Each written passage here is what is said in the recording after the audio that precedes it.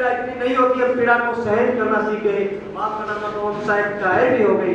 बहुत लोगों ने कहा है कायर वो नहीं होता दूसरों पर अत्याचार, कायर तो वो होता है जो अपने पर अत्याचार सहन करता है। और हम इन चीजों को सहन करते आ रहे थे। प्रारंभिक बात मुझे फिर याद आती है, ये स्थिति क्यों डेवलप हुई जब शुरुआत में आरएस को आईएएस के प्रमोशन का मामला, निश्चित रूप से सरकार भाजपा सरकार थी, ये तय हो गया कि डीपीसी बैठेगी, ऊपर से बुला लिया कुछ आरएस पीड़ितों से। हम ढूंढ रहे थे पिटिशनर्स मिले, क्योंकि एक समता तो एक संगठन था, कोर्ट में सीधा नहीं जा सकता था निर्णय को। तो उस वक्त मैं हम लोग ढूंढ रहे थे कि कोई लोग आए और तय हो गया था कि कल आरएस का बोर्ड बैठ गया, दिल्ली से बोर्ड आ गया था, बैठ गया था। उस वक्त हमें 10 आरएस ऑफिसर्स ने कम से कम अपनी कंसेंट तो दी, हम लोग डरते थे। आज हम कम से कम लोग इस मुद्दे पे घर से निकलने लगे। खैर इस पे बात ना हुआ। मैं पहले उन आरएस ऑफिसर से नाम भी लेना चाहूंगा। उन्होंने जो राजस्थान की प्रीमियर सर्विस है वो 10 आरएस ऑफिसर साहब बद्रीलाल जी शर्मा के नेतृत्व में, बीएन कंदोई, बीके दोषी, सरवण सानी साहब, ललित सिंह गुप्ता, मधुसूदन जी, N K Sharma, OP Yadav, कलाजी Sandhu, N K Sharma, ये लोग आए और ये पिटीशन बनाए समता के साथ। और हम हाई कोर्ट में आए, सिंगल बेंच में जीते। हमने कहा ये कंडीशन फुलफिल नहीं हो रही, ये सरकार ने कहा बिल्कुल अवैध रूप से प्रमोशन में रिजर्वेशन दिया जा रहा है। सिंगल बेंच में जीते, डबल बेंच में जीते, सुप्रीम कोर्ट गए, वहां तक जीते। तब तक सुप्रीम कोर्ट में एक स्थिति ये भी आई थी जब हमने कहा, उन्होंने डिसीजन आने के बाद सरकार ने एग्जीक्यूशन नहीं करी, कंटेम्प्ट की बात आई, तो हम सीधे पहले सुप्रीम कोर्ट गए। तो वहां ये बात भी आई थी कि कंटेम्प्ट कब नहीं कर रहे हैं, तो सरकार ने कहा कि हम तो आरएस के प्रमोशन ही नहीं कर रहे हैं और कोई सर्विसेज नहीं, गवर्नमेंट वकील था। तब ममता वकील ने कहा साहब और सर्विसेज प्रभावित हो रही है, तो गवर्नमेंट की प्ली थी और सर्विसेज तो इसमें पार्टी नहीं है। तब उस वकील ने कहा कि पिटीशन नंबर 11 देखिए समता समिति, और हम राजस्थान के सभी 7 लाख कर्मचारी अधिकारियों का प्रतिनिधित्व करते हैं।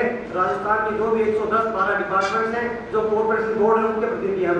तब ये हमारे अध्यक्ष सेक्रेटरी बन चुके हैं। बहुत से तहसीलों में के ग्राम पंचायत तक हमारे कार्यकर्ता है। हमारा योजना ये है कि हर ग्राम पंचायत में 2-2 कार्यकर्ता हो।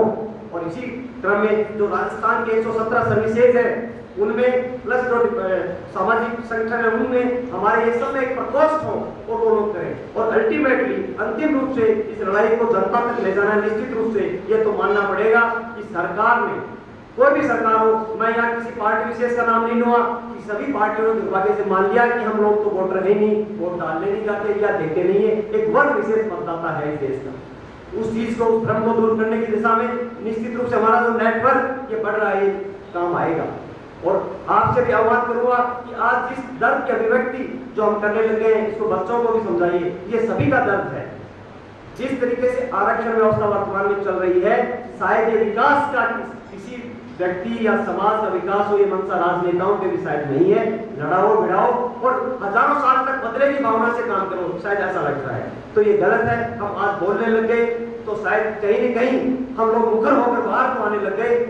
और जैसे पूर्वता रह चुकी है, इसका ज्वलंत उदाहरण है छत्तीसगढ़, उत्तर प्रदेश और उत्तराखंड, जहाँ पर के कर्मचारियों ने इस संघर्ष के बलबूते पर अपने मांगे मनवाई, सरकार को मजबूर कर दिया कि वो इस बात को माने, और उन्होंने पदोन्नति आरक्षण के आदेश जारी करने को कहा।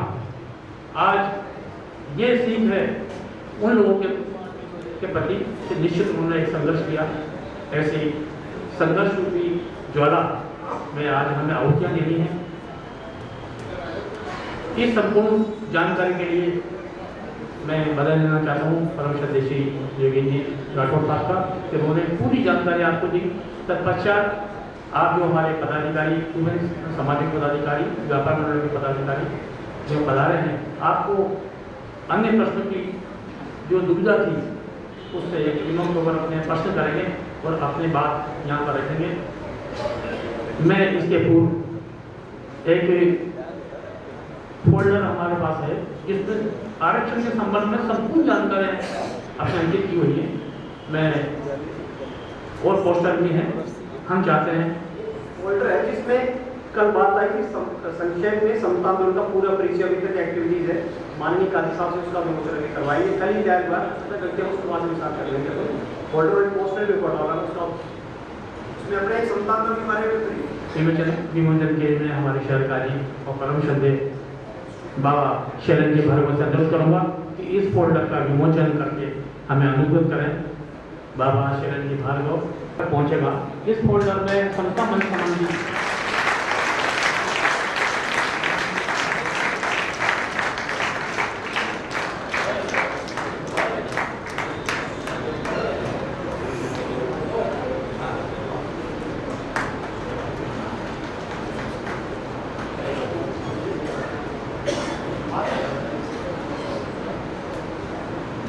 संपूर्ण जानकारियां इस फोल्डर में उपलब्ध है।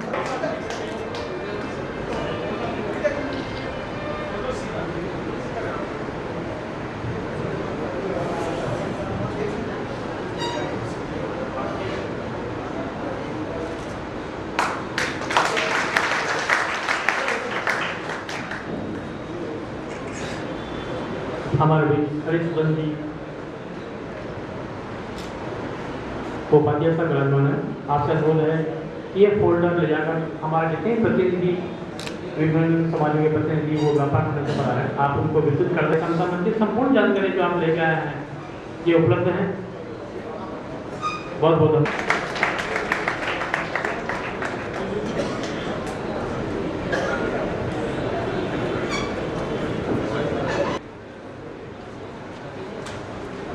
आज की इस मजलिस में जिस सारी जानकारियाँ जिम्मेदार हजरात ने आपके सामने दी, उस सिलसिले में तो मैं ज़्यादा आपको बता नहीं सकता, लेकिन चंद बुनियादी बातें हैं। उन बुनियादी बातों के ऊपर अपने ख्यालात का इज़हार करना पसंद करूँगा। तमाम तारीफ़ें उस ज़ात के लिए हैं जिसने हमें इंसान बनाया, और इंसान बनाकर हमको विजडम और फ्रीडम दी, टैलेंट्स दिए कि अपने इन टैलेंट्स को इस्तेमाल करें और अपनी सेंट को तो ऐसे सांचे में ढालें कि हमारे अपने खुद के लिए और हमारा जो कैरेक्टर हो, जो तरीका हो, वो दूसरों के लिए भी बेहतर साबित हो सके। मेरे अजीजों, बुजुर्गों, इस बात को ध्यान रखो कि दुनिया जिसमें हम रह रहे हैं, ये असबाब वैसा भरे हैं, वो खुदा ने हमें जो जितनी सलाहियतें दी हैं, उन सलाहियतों को इस्तेमाल करना तो हमारे लिए विजडम और फ्रीडम, अक्ल दी और आज़ादी दी कि उस अक्ल से सोचे और फिर काम करें। जिस मुल्क में हम रह रहे हैं, ये दुनिया की सबसे बड़ी डेमोक्रेसी है, और इस डेमोक्रेसी के अंदर आप देख रहे हैं कि आज हमारी आज़ादी को, डेमोक्रेसी के अंदर हर आदमी को आज़ादी है। हमारा कॉन्स्टिट्यूशन ये कहिए कि दुनिया के कॉन्स्टिट्यूशन का एक निचोड़ है, और उस निचोड़ में फंडामेंटल राइट्स के तहत हमें जो डेमोक्रेसी की जो डेफिनेशन है, जो पॉलिटिकल साइंस पढ़ी तब हमने पढ़ा था कि democracy is of the people, for the people, by the people. लेकिन भाइयों, एक बात आज इस प्रैक्टिकल मीडिया में हम देखें तो आज कामयाबी का बहुत बहुत शुक्रिया। उन्होंने संक्षिप्त शब्दों में अपनी बात आप लोगों तक पहुँचाई। अपने अगले वक्ता के रूप में हमारे सामाजिक संगठन सनातन ब्राह्मण समाज के प्रदेश अध्यक्ष श्री जटाशंकर जी शर्मा से गुजारिश करता हूँ। श्री जटाशंकर जी शर्मा पधारें और अपना संबोधन प्रस्तुत करें। श्री गायत्री गौतम को, जो संभागीय अध्यक्ष हैं सर्व ब्राह्मण महासभा के, श्री गायत्री गौतम को पधारें और अपना संबोधन प्रस्तुत करें। परम सम्माननीय प्रांतीय अध्यक्ष पाराशर जी साहब, परम सम्माननीय बाबा शैलेंद्र जी भार्गव साहब, मंचासीन पदाधिकारीगण, एवं विभिन्न समाजों के सम्मानित पदाधिकारी बंधु, संघ का आंदोलन जो पदोन्नति में आरक्षण को लेकर चल रहा है, इसे समाप्त करने के लिए सम्माननीय पाराशर जी द्वारा जितने भी प्रयास किए गए हैं, सर्वप्रथम मैं सर्व ब्राह्मण समाज की तरफ से उनका बहुत बहुत आभार व्यक्त करता हूं। सिर्फ मैं इतनी बात कहना चाहता हूं कि इस प्रजातंत्र में जहां पर बहुमत के आधार पर निर्णय होता है, वहीं चंद वोटों की राजनीति के कारण ये राजनेता बहुमत के आधार पर जो मांग की जा रही है 72% लोगों के द्वारा, उसको नकार रहे हैं। ये बहुत निंदनीय बात है। समता आंदोलन के बारे में आपको विस्तृत जानकारी सम्मानित पदाधिकारियों द्वारा दी गई है।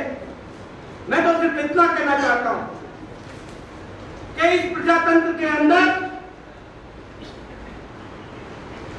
जनमत और जन आंदोलन की आवश्यकता है,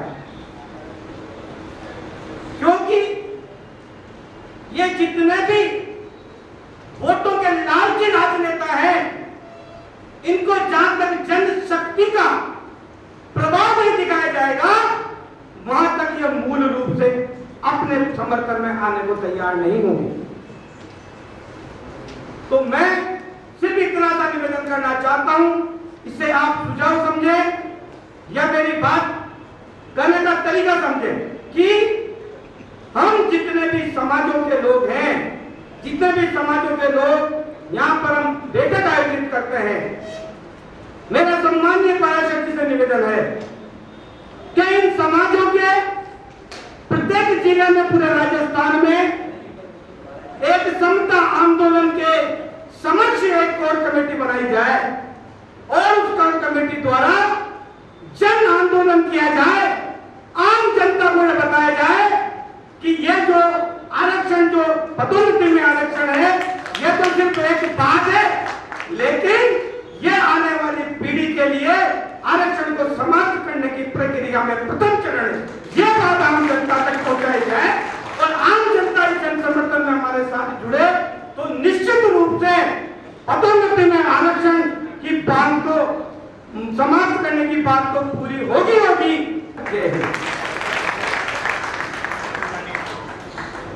श्री राय जी गौतम ने अपने ओजस्वी उद्बोधन में निश्चित रूप से भाई साहब पाराशर राणा जी को विश्वास भी दिलाया कि पदोन्नति में आरक्षण तो बहुत छोटी सी चीज रह जाएगी, हिंदुस्तान से आरक्षण समाप्त हो जाएगा।